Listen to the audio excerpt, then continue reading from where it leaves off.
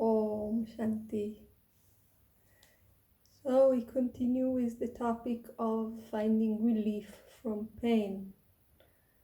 And we mentioned that according to the yogis, our true essential divine nature is one of eternal existence, complete knowledge, and pure bliss. And this is already within us, and this is our birthright. And yoga is the union with this nature.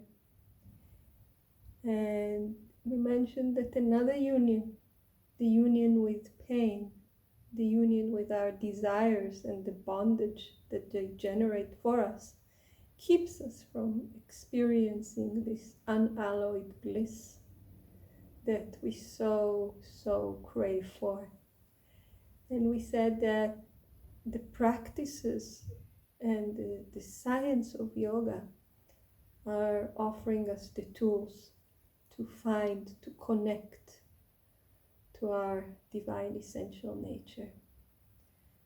And of course, before we can go on the journey of finding a new way, it is helpful to understand our current situation. In the same way that before we come to cure a disease, it is helpful for us to understand the current condition, what's happening with us. So this union with pain has been defined, of course, in many scriptures, in many writings, and the cause of this union, of course, have been discussed, and I chose for today a very beautiful writing. It's part of a book of Swami Krishnananda.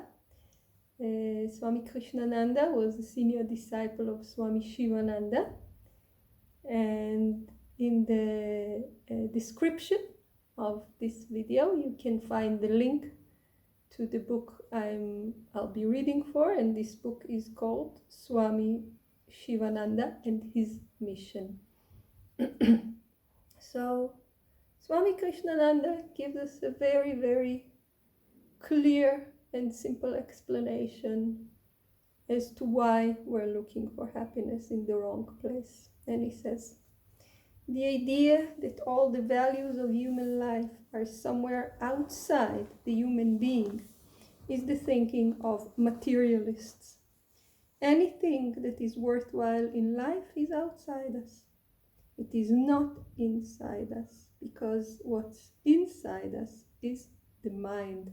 And the mind has to summon support from forces outside. So we look in the wrong place, we follow the materialistic approach. And the materialistic approach is not just getting a fast car or a fancier house and stuff like that. It's believing that our happiness depends on matter. And matter is not just physical matter, it is anything that is outside of us.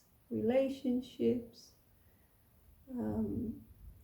conditions outside, and of course, matter. So this, the yogis tell us, is the root of the problem.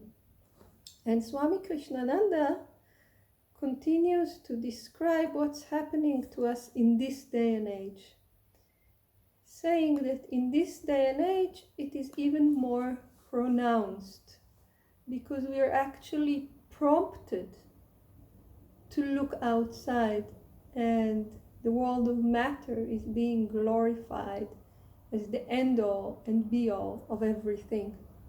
Swami Krishnananda writes, there was a time at the beginning of the 19th century when physical science strode like a peacock and strutted with pride as the be-all and end-all of all things, and mathematics became the explanation of life.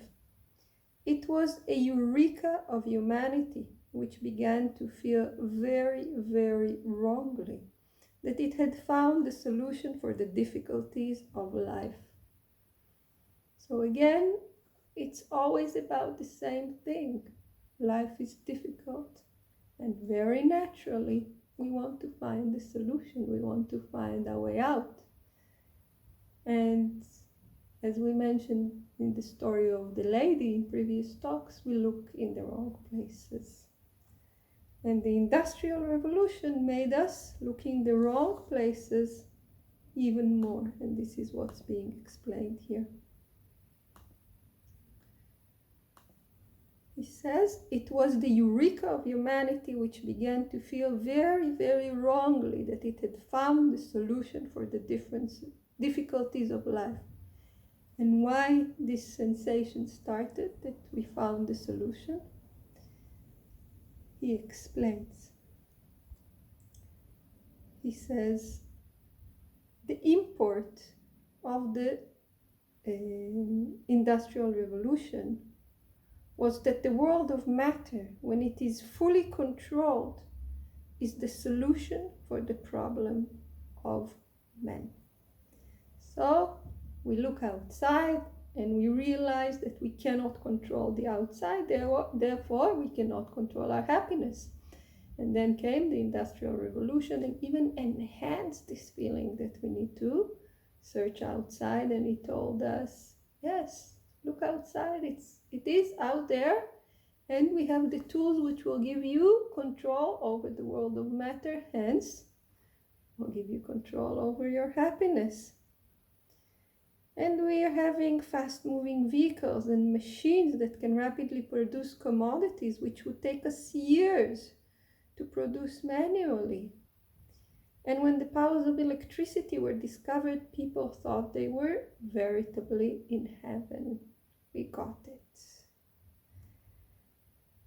But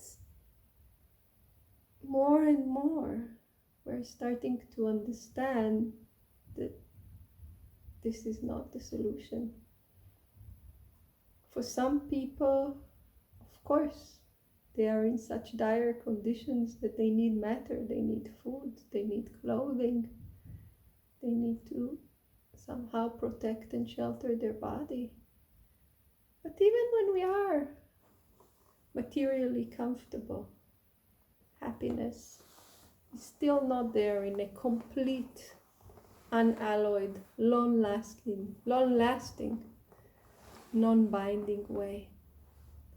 So how do we go on the search in another direction? What is the other direction? We will discuss further. Om Shanti.